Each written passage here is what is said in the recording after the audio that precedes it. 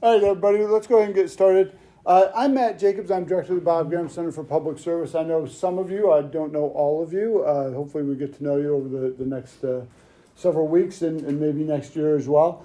Thank you for coming to this info session about the Reubin Askew Scholars program here.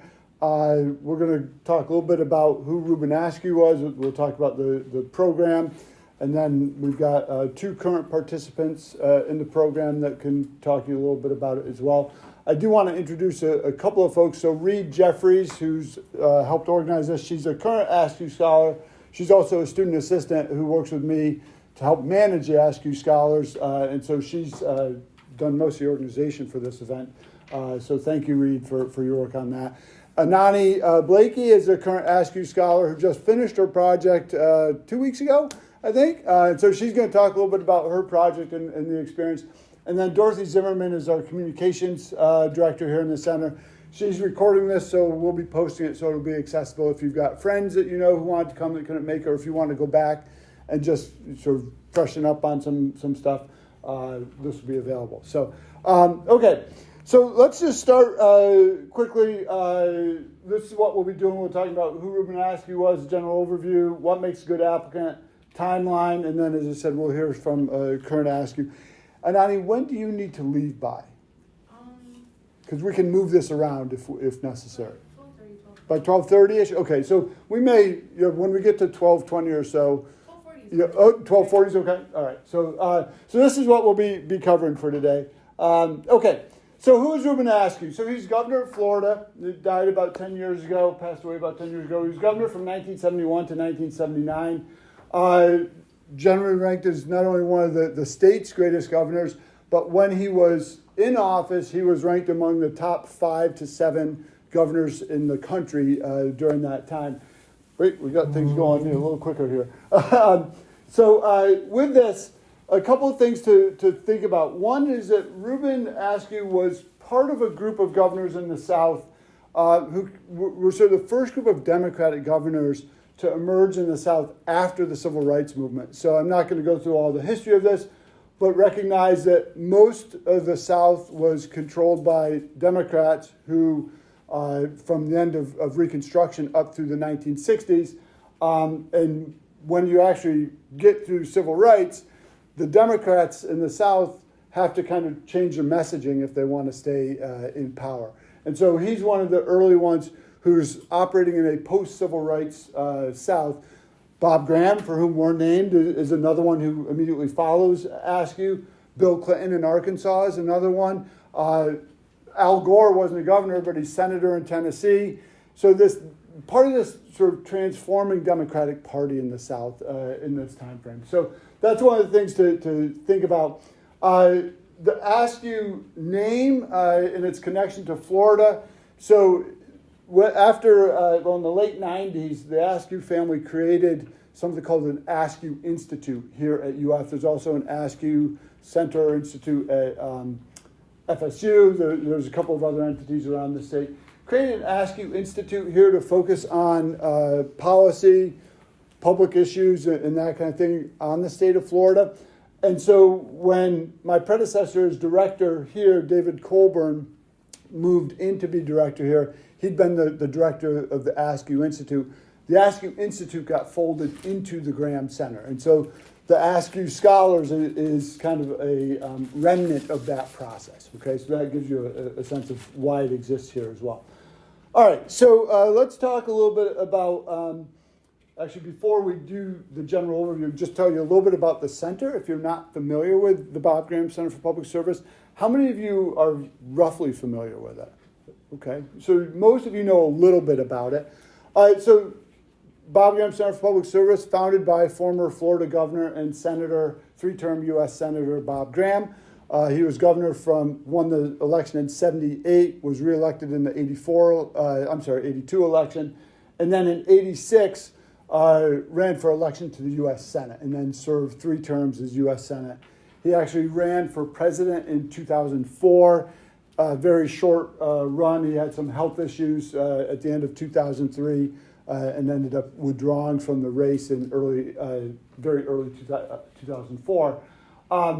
as I said, served as governor for 2 terms, senator for 3 terms. So through there, at the highest levels of state government and national government, he served for 26 years.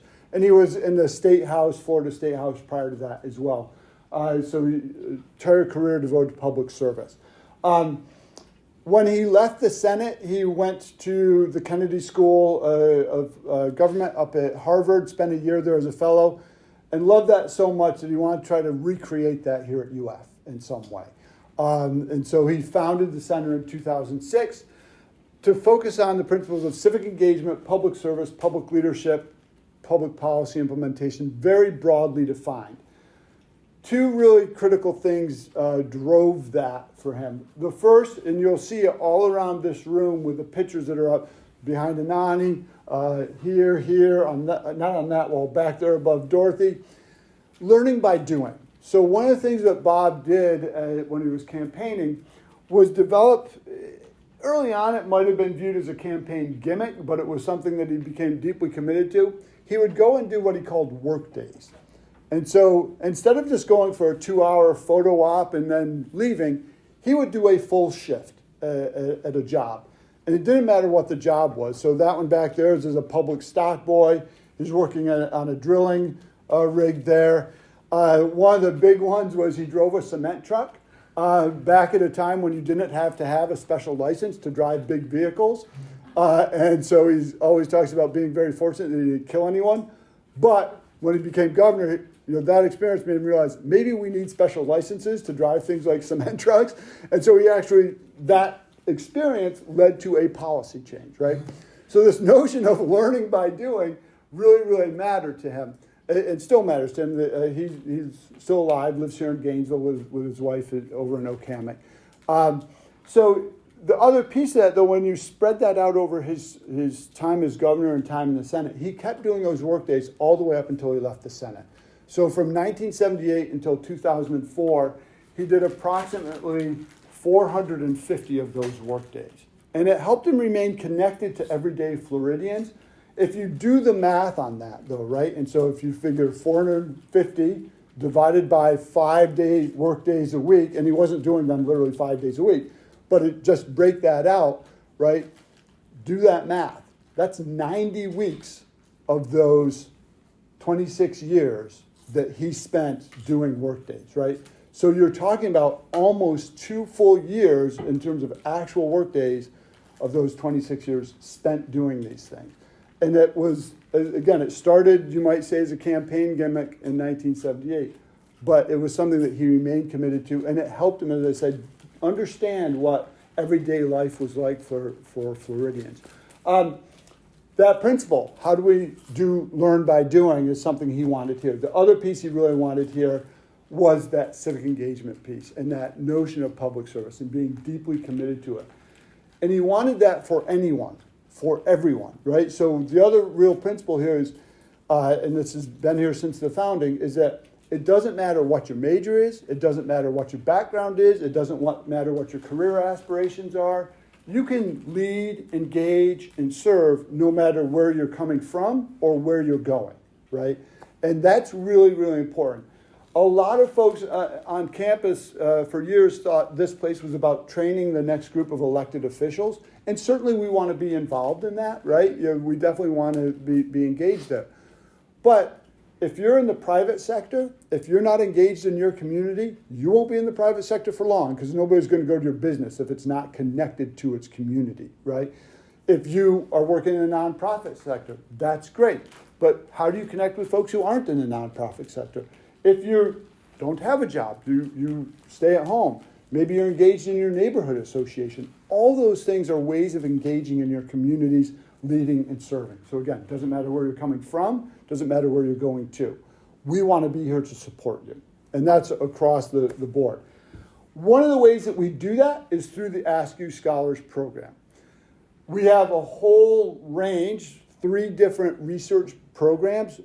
Entry level is Civic Scholars, mid-level is Askew Scholars, advanced level is Askew Scholars. So Civic Scholars, we assume no research experience, 0.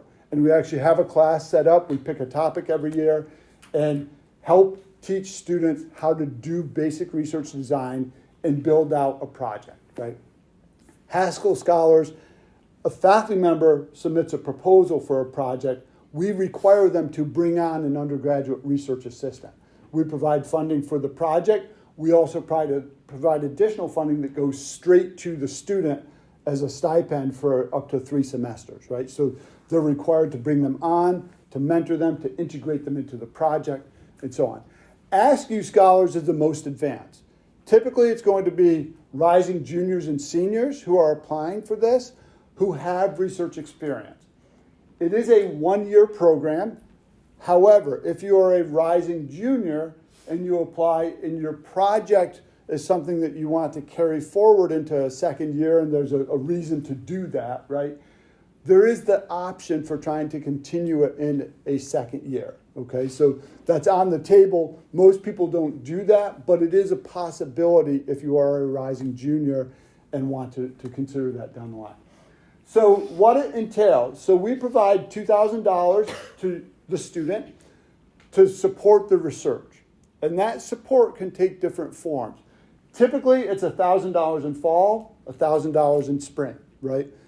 I say typically. We do have students sometimes who might, because of their schedule, maybe they're going to be graduating in the spring semester, and so they're looking, can I do it summer, fall? The answer to that's yes, with some qualifications, right? You've got to get a disbursement, you have to be registered for credits. So you've got to be taking some credits in that summer if you're going to be trying to do it over the summer. Ideally, you will have a mentor. If you don't, we try to help pair you with a faculty mentor.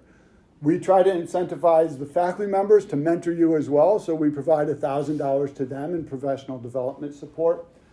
What can you use those funds for? The obvious things are really easy. Maybe you need to travel to do some of your research.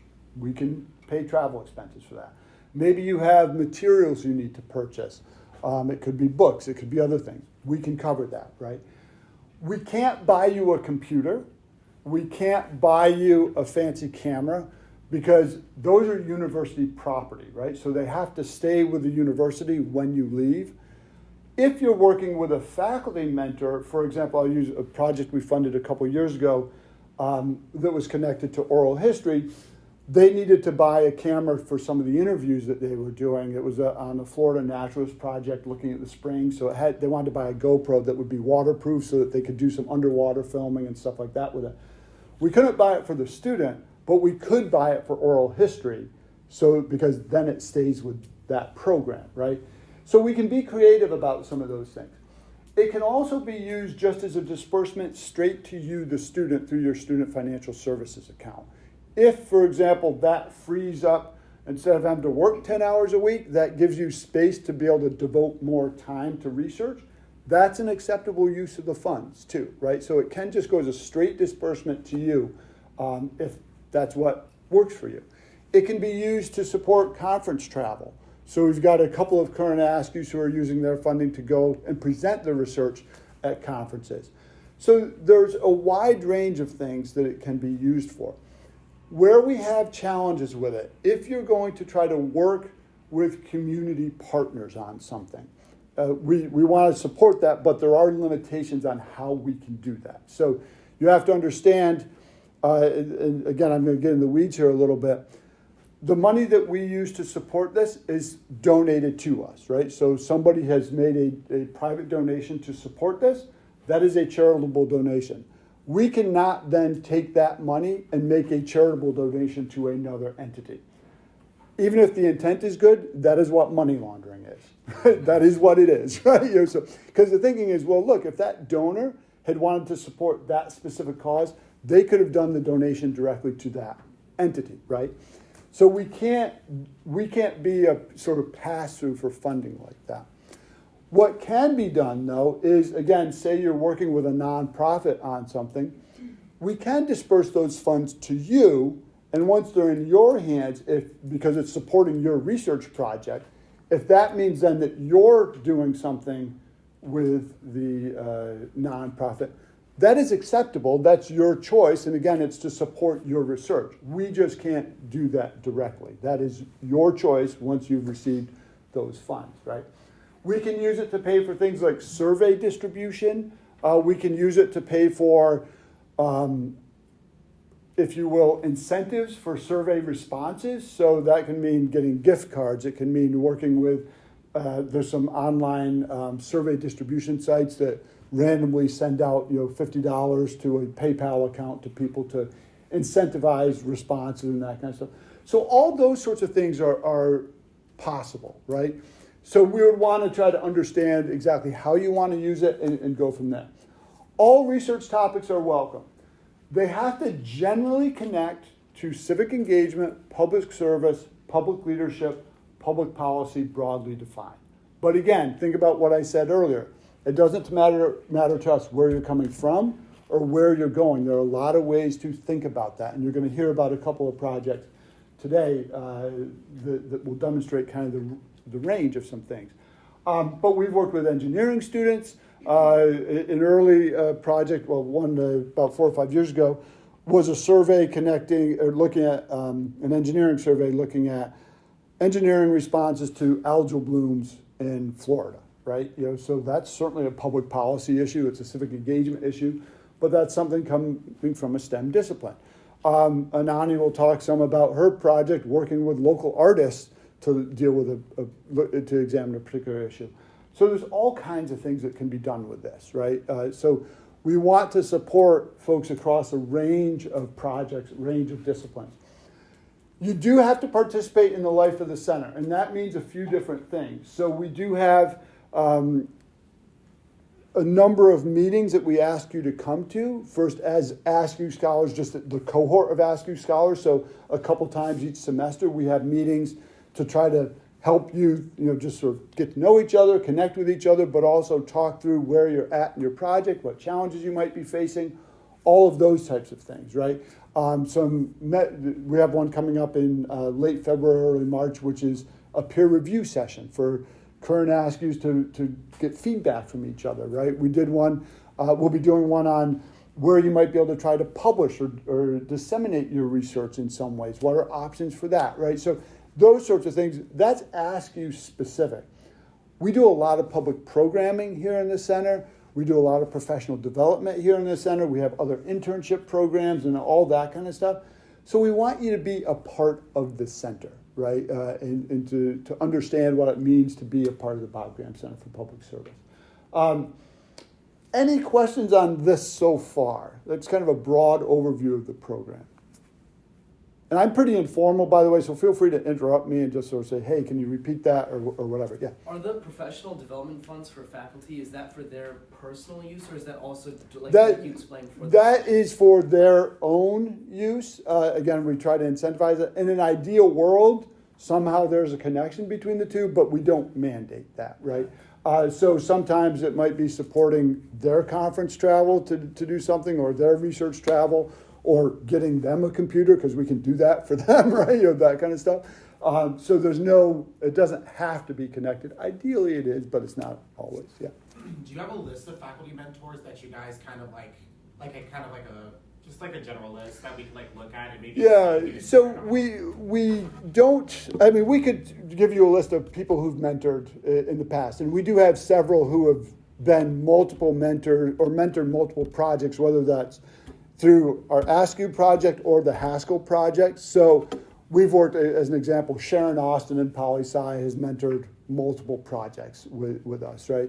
Reed, did you want I was just going to say, I can give that to you, Jonathan, if you need it. Yeah, I'd love to. Okay. Yeah. But we do have several that we work with regularly. Now, at the same time, we also want to make sure that they're, to be blunt, spreading the wealth around too, right? So we don't just want to keep going back to the same person over and over again, because we'd like to get other people engaged too, right? And so one of the things, this isn't so much an issue with Askew, it's much more the case with Haskell Scholars. If we've got, say we get 10 applications for Haskell and we can fund 5 of them, one of the things that we'll start to look at is say we've got 7 that we think are fundable of those. If one of those 7 or 2 of those 7 is somebody that we've already funded 4 times, we may bump them down to the bottom of the list, right? Because they've already benefited where maybe somebody else hasn't had the opportunity and we want to try. So it does come into play a little bit, although it's more with the Haskell, not with the Askew, because we're interested more in what your project is. We want to find you the best mentor to support it, right? And if that mentor has worked with us previously, that's less important to us. I mean, it's important to us in the sense of, do we know if they're effective? Do we know, right? That kind of stuff. That's good for us to know.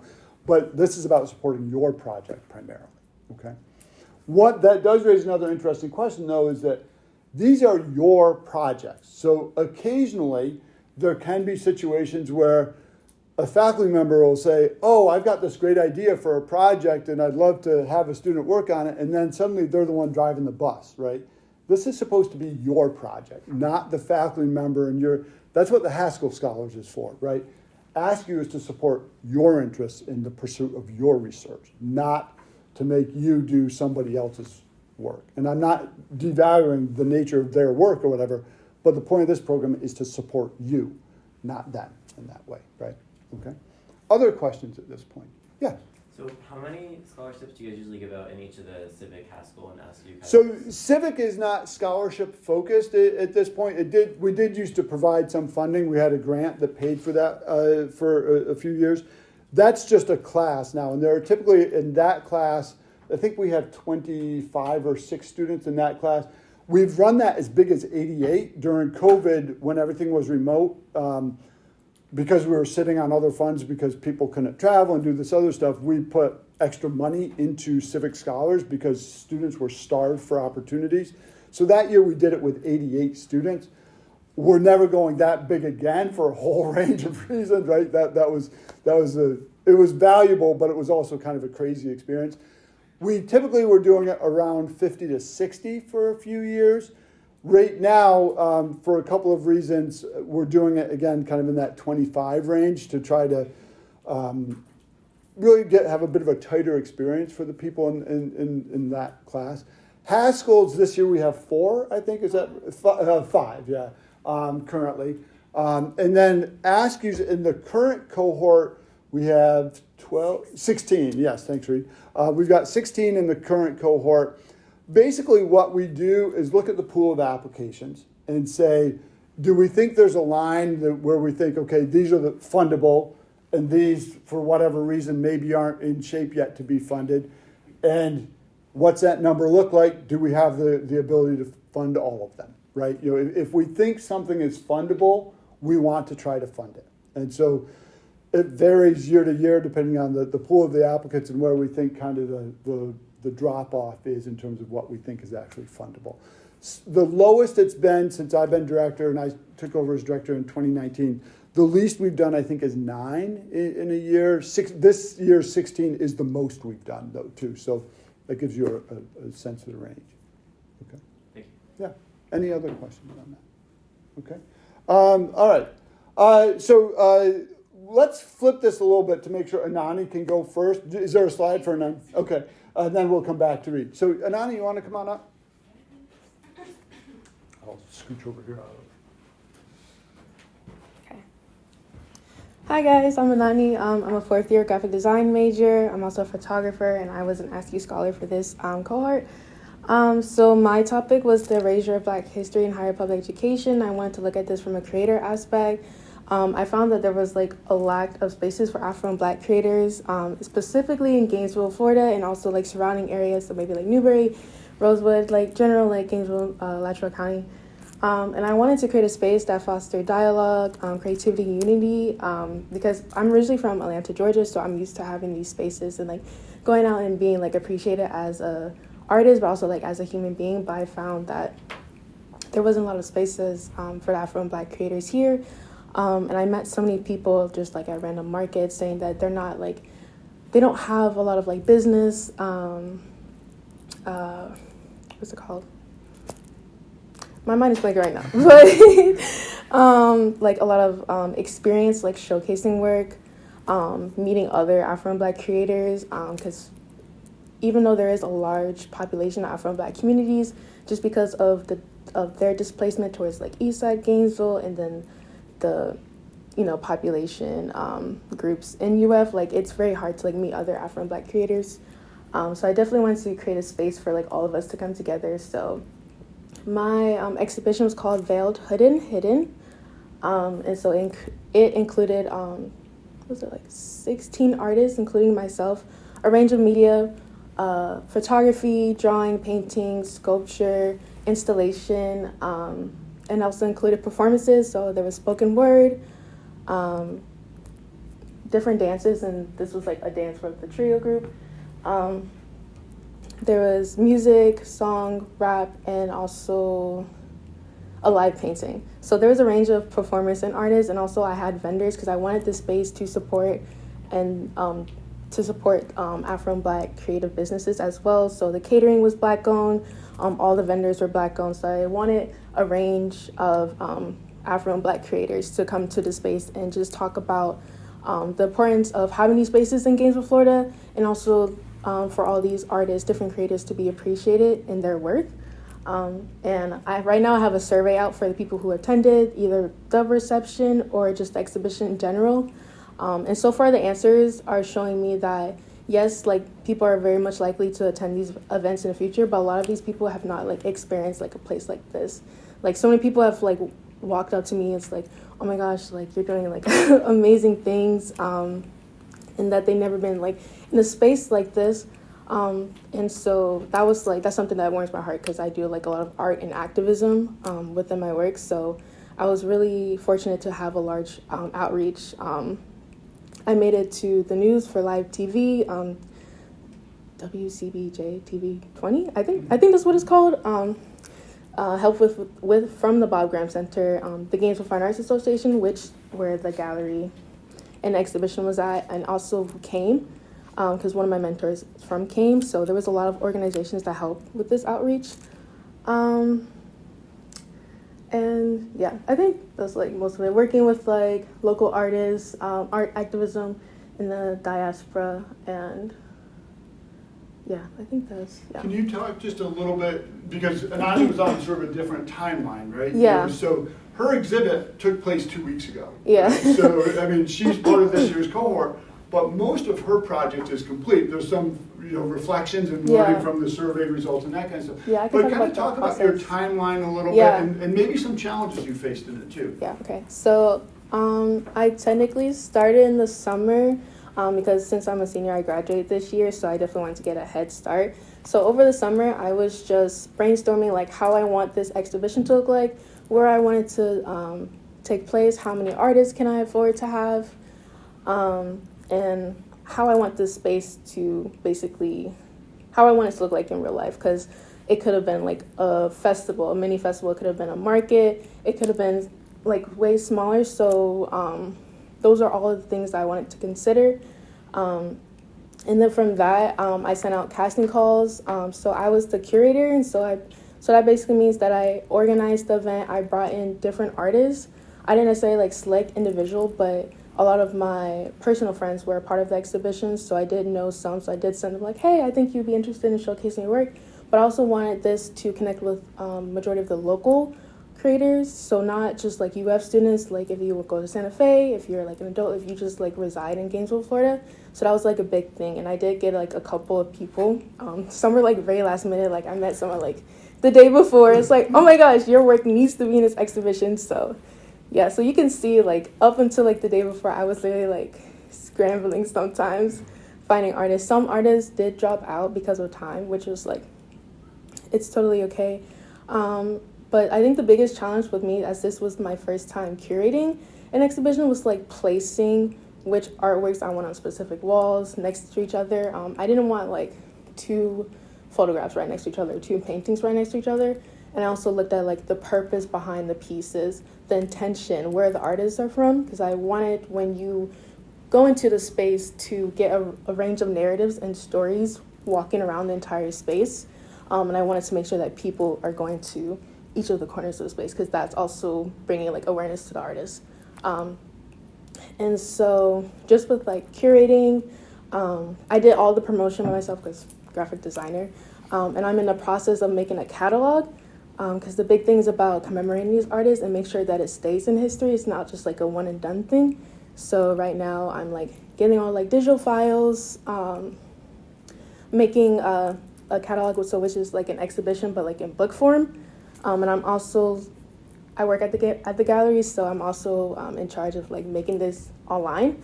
So in a couple of weeks, people will be able to go to the Games of Fine Arts Association website and see Veiled, Hood, and Hidden like on the website and look at the pieces. Potentially, I'll add like the vendors and performers there.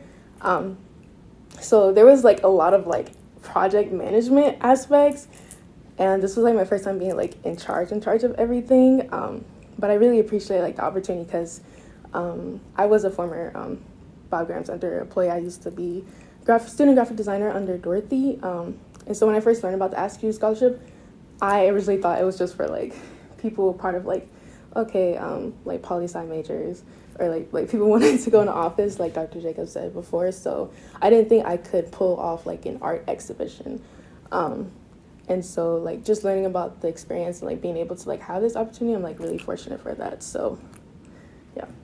She's being a little modest too. So she set the record for the largest attendance. Well, actually, not really. Not really? Not Okay, really, not okay. really.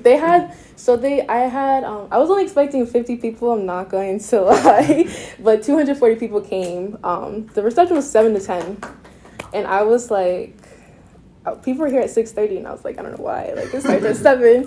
But it is, like, one of the, I would say, like, one of the largest. Like, they had more attendance, higher attendance, like, previous receptions, but for someone who, like, I think I did like my first solo show or like a solo creator, like that's like a really big number.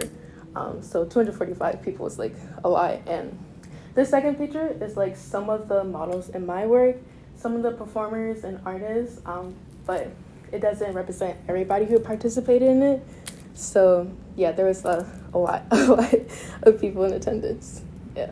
I don't know if you can tell by like the top picture, but you couldn't move in there. Like when we went, it was like it's so hard. Like yeah, it was very packed. like it was packed. Yeah, this is like again one of the dance performances, and you can see like my work. Oh, yeah, that's okay. You just hit the back arrow. Okay. Or forward. Yeah, forward. It's a touch. Okay. Yes. So yeah, you can see there was like the installation was like right there. So yeah, there was like a lot of people. So the crowd lasted for almost like 2 hours of the reception. So I was very, very proud of that. And I guess what are the last words? Honestly, like what Dr. Jacob says, like you can do like anything. And I feel like my project's like on like the extreme, one of the extreme sides. So I hope this like opens up your perspective, like what you can do and how you can like engage with the community and be like very much and include like more interaction into your projects. So yeah. Anani, Yes. do you want to talk a little bit about the role that your mentor played in Oh. helping you with this project? Yes, so my mentor was Miss Portia Moore. She also works at College of the Arts. I think she's a head of museum studies, if I'm not mistaken. So Miss Portia, she's also part of CAME, which is Center for Arts, Migration, and Entrepreneurship. I hope I said that right. So she helped me like really finalize like how I want this exhibition to look like. She helped me with like DEI language, with the political atmosphere. And she also helped me, I did like majority of the work, but she did help me put into perspective of like, okay, like management skills. She helped me with like social marketing, public speaking. I don't like talking to people for real. So like I feel more comfortable doing this now. Because I had to do like a lot of interviews, and she helped me like prep for that, and she also was like just very supportive. There's not a lot of like Black art professors, so just having her in my corner was just like very helpful and to like help me put into perspective of what the community needs. And she also like resided here for a long time, so I got her perspective of like what the community actually needs instead of like me being an outsider because I'm from Atlanta, Georgia. So I wanted to make sure that I have that internal source in my project. Yeah, that sums it up. Yeah. If you guys have questions for me, I have a little bit of time. Congrats on like an awesome service project. Oh, thank you. So I'm sort of planning a project with my friend, which is something like a different topic, but similar in that it's sort of like an event-based service project. And I'm wondering how you were able to sort of find a research aspect of it to fit it with the Askew Scholars program. That's a good question, because that was the one thing I was like tedious on. I think it really depends how your outreach is like addressing the research. So my research, it was talking about the erasure of Black history in higher public education, but it was coming from an artistic view, because a lot of the written history or document history or the history and or just resources we see in media, it doesn't depict like the Afro-Black creative aspect to it. And I mean, we do learn about like some creators, like some Black authors, for example, but it doesn't show like Black painters, spoken words, like performances, and people who are really like making a difference in their community. So with particularly to my project, like as research aspect, definitely like getting whoever's involved, like their opinions. So the survey goes to the creators and also the attendees. And also with my research, I focused on different sources within like Gainesville, Florida, and like Florida as a whole, and see like what programs and opportunities are already out there for the like the theme of my project. But most of my research was like me actually going in and like talking to these people. So I'd say it was like more like hands-on instead of like academic, like website research. But I would consider like my research like going in, talking to people, learning from what the community needs, and then making a project based off that. And in graphic design, I think it's called like designing with the community, or it's like a social design, which is the aspect of graphic design that I'm like interested in. So social design, you like go into the community instead of like designing for, you designing with. So you always make sure that someone is a part of whoever the target audience is, always a part of your project. So it's not like you're like, you're making sure that you're actually designing and like designing for someone and that it benefits someone instead of what you think would be beneficial to them. I hope that answers. Yeah, that's perfect. Okay, Thanks. Great. Just one last thing. This isn't a question for you, but so you might be wondering, how did those funds, right, that we provide, how did those connect here? So a couple of ways. One was that we paid the rental fee for the space out of those funds, right? And we just did that directly. But through the disbursements to Anani, she is then, I don't know exactly how much she's paying to the artist, but she's compensating the artist for their time and their materials and that kind of thing too, right? Now, we couldn't do that directly, again, because many of these are working with nonprofits and stuff, but we can disperse to Anani where she's able to do that. And your question about the research aspect is also really important, because one might ask, given the language and the legislation that's out there around DEI, how could we fund a project like this that is explicitly DEI, connected to DEI? One is because it's a research project. There's nothing in any legislation that prohibits research on these issues, right? And this is a research project. It's one that's applying different theories to how you engage and design and all of that, right? But it's an appropriate research project in an appropriate discipline for it, right? Yeah. So that's how we could use those funds, and that's just kind of one example of how we can approach these kinds of things and try to be creative in how we do that. Yeah. Okay. Yeah. Excellent. Thanks so much, Anani, for taking time guys. to Have a good day. Yeah. Reed is going to talk a little bit about her project. So let me back up to Reed. Reed, you want to come on up?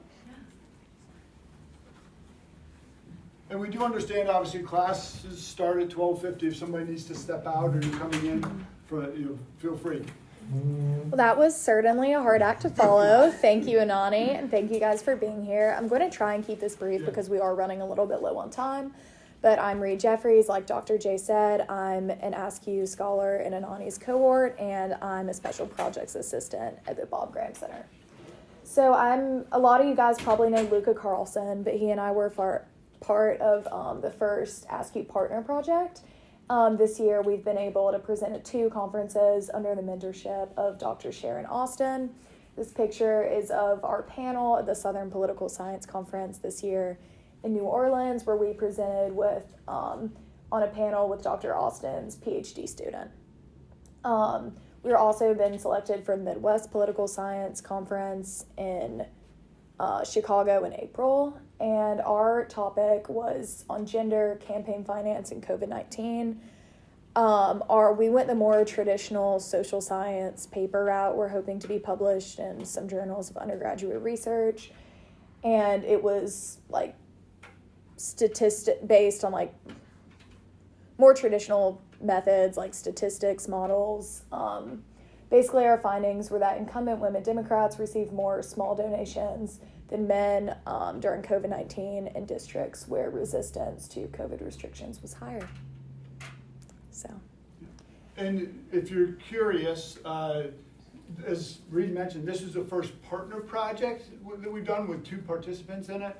We did provide the funding at the $2,000 to each of the students in this case, right? And so, as Reed mentioned, they're using those funds to travel to conferences and that kind of stuff too. So, do you want to talk at all about any challenges, or maybe there weren't challenges, maybe it flowed smoothly, or your work with your mentor or anything else like that? Yeah, so we were very lucky to have Dr. Austin as a mentor. She's very established and well known in her field, and because she was part of our panel, we actually had a lot of people attend, like some from MIT, Emory, and very respected institutions. So she was really instrumental in our progress for this project. One of the challenges, I think, we originally wanted to make it like a broader grassroots focus, but as we collected data and began running tests in R, we found that this was definitely our most exciting result. So I think our biggest challenge was probably just data collection. Yeah. And that highlights a key point. So if you end up applying, you're going to be writing a proposal for a project, and you might be asking yourself, okay, how committed do I have to be to exactly what that is, right? We have another member of the cohort this year who has shifted projects pretty significantly, especially since that individual actually applied to be a member of last year's cohort and then, due to a variety of reasons, deferred to this year, which is their senior year. And so the project now looks pretty different from what was proposed now almost 2 years ago at this point. But we're open to that. One of the things that we like to sort of ask though is, okay, what was it that drew you to the initial project, right? You know, what's kind of the kernel at the center of that? Is there a way, as you're kind of, if you end up shifting, where can we keep that kernel, right? You know, is there a way to do it? If that's what really sparked your interest, unless there's something else that's come along that is just like so blown your mind that you're shifting totally away from whatever that initial kernel of interest was, we do want to see if we can kind of, you know, keep that alive, whatever that initial passion was that led you to propose a project in the first place. And in Reed and Luca's case, it was because they were starting bigger, and as they got into it, like, wait, as we narrow this down, this is actually where the meat of it is in terms of our findings, right? So the proposal, do your best effort, you know, to identify and define what you think you want to work on as a project, but recognize every project. It doesn't matter where you're starting. If it's a book project, if it's a thesis project, think about your own research papers for your classes. Did they finish in the place that you thought you were going when you started, right? None of them ever do, right? You know, so we understand that too, right? You know, so we're here to help through that process, okay? Anyone want to ask Reed any questions or anything? Yeah, when you were trying to collect a lot of this data, I mean, it seems like there's a lot of areas that you could go towards. Kind of explain to me the methodology that you went towards finding that, and kind of searching for these kind of small details. Yeah, okay. So there's a lot of, so actually what our project first was focused on doing was we were trying to see if Twitter mentions of grassroots projects actually aligned with the number of like small contributions. Like this person said the words grassroots 56 times in tweets over the past few months, but only like 5% of their donations come from small donors. And we moved further away from that, but I think the website Open Secrets had a lot of stuff about like campaign contributions, also a lot of different state websites. We also, I know at one point Luca I think Dr. McDonald and Dr. Smith have also been very helpful, but I know he also emailed a professor from a different university who was able to pass along some of his data. And I also think that brings up another point of like, if you just ask a lot of professors, like, hey, can we have this data set? What do you think about this? Like, they're more than happy to spend like 10 minutes to forward that information or sit down with you. That's especially the case in poli-sci. Yeah. It's not always the case in the STEM fields because you end up with maybe patents being connected to research and stuff like that. So that's not a blanket statement that applies across disciplines. Social sciences, folks tend to be a little more open with it. Humanities, it's a different space because most humanists aren't working with data sets. You know, I'm a historian by training. I can't, give you the archives from, the Carter Presidential Library, right? You just gotta go on the website and figure that. I mean, I could mentor you on how to do that, but I can't give you that data, right? So it's discipline specific in that regards, but again, asking, the only certain no is the question you don't ask, right? That's always a no. If you never ask a question, that's a definite no. And that also goes for applying for things, by the way. The only definite rejection is the thing you don't apply to, right? Because then you're definitely not getting it if you never apply. And that goes for Askews, it goes for jobs, it goes for internships, whatever, right? So, The Election Data Science Club was also a really, really good resource. Awesome, thank you. Yeah, of course. any other questions for Reed? Oh, yeah. So did you apply to the project with your partner? Yes, we did. Yeah. Yeah. Is that just like a single application? I have to. Filled out two, I just think that because you there did. was information about like UFID, Yeah, that's right, yeah. stuff like that. And so we. and then you. Oh, Go ahead. Go sorry. ahead. No, There's go also a section that asks you about your involvement in the center. So you would. I feel like you would definitely Right. need to fill out two, just because there's so much specific to each person. Yeah, and it's fine, because one of the things that we want you to think about is, how would you envision being engaged in the center, and what do you think what value would you gain from that, beyond just being an Askew Scholar? Like, how can you articulate what being involved in the center might look like for you? So if you're looking at doing a partner project, we want to hear that from both people too, right? Yeah, so. All right. All right. What's next up here? Timeline. Anything? Okay, excellent. Quality is a strong application. So these are questions the review committee will ask, right? These aren't just kind of random things to think about. When we're actually reviewing them, the first question is this a feasible project? And by feasible, it's not, is it doable in the abstract? Okay, if this person is a rising senior, can they complete this project by the time they're going to graduate, right? You'd be surprised, sometimes we get proposals that are really like PhD dissertations that would take 4 years to do, right? And so that doesn't mean it's a bad idea, but it's not feasible for somebody to do in 2 semesters. So really think about that, define it in a way that, okay, this is what this would look like and how I could accomplish like this. Are your objectives clear? Now, this one, we certainly want you to think about this. This is a question we ask when we're reviewing the applications. We do understand that sometimes that will change as a product of the research you're doing. Can you get access to this data set? Whatever. We do understand that shifts. But can you articulate clearly kind of what you're hoping to accomplish through this, right? We understand, again, that it might change, but it's really difficult for folks who come in with a very amorphous sense of what they're trying to accomplish, because then if they don't have a mentor and we're trying to help them find a mentor, where are we going with this, right? So the more you can articulate that, the better. Is it relevant to the center's mission? Here, again, think of this broadly in the sense of civic engagement, public service, public leadership, public policy, broadly defined, okay? That can go across disciplines. You've heard from a poli-sci person, you've heard from somebody in the arts. In this year's cohort, we're heavy on poli-sci this year, I think, but we have a second student who's in arts or music, I forget. We got microbiome. So there's a range of people. There's some econ folks as well. That can come from a lot of different directions. Is it relevant to the center's mission?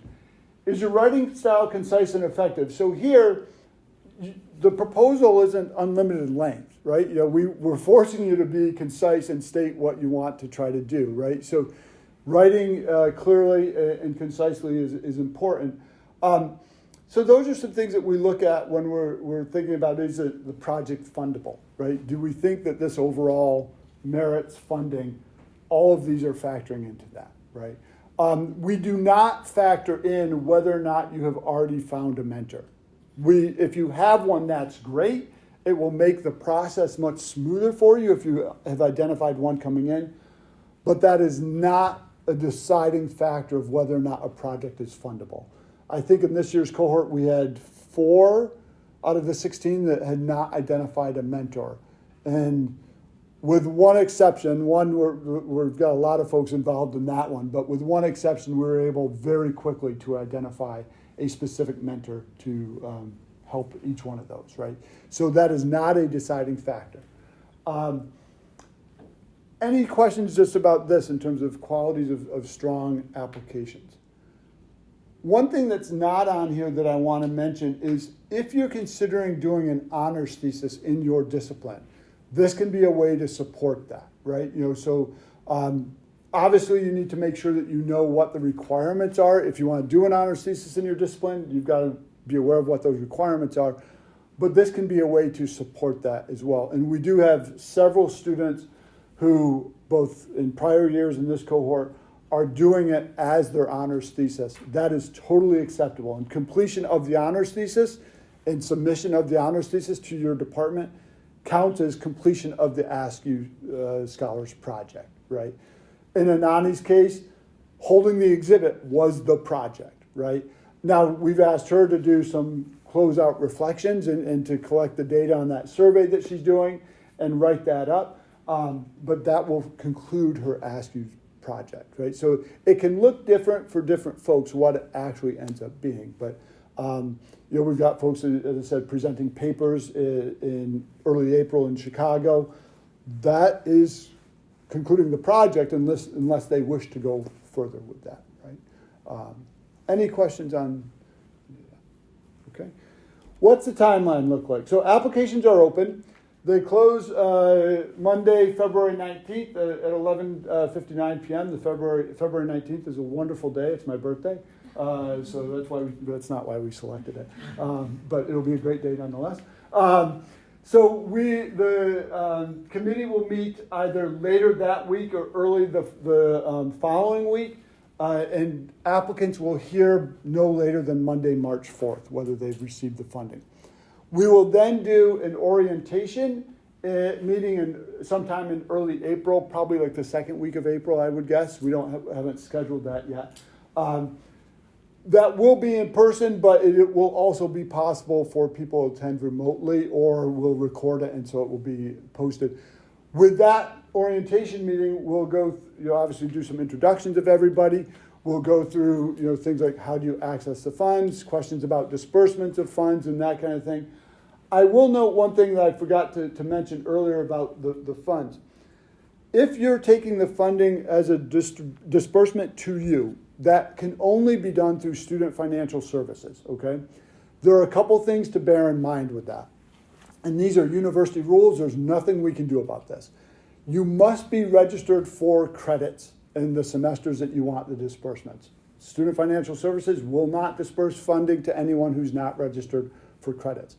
If you want to do something over the summer, that does not mean that you have to necessarily be taking a full load. You could even register for undergraduate research credits for 1 credit, 3 credits, something along those lines. But you must be registered to get a disbursement.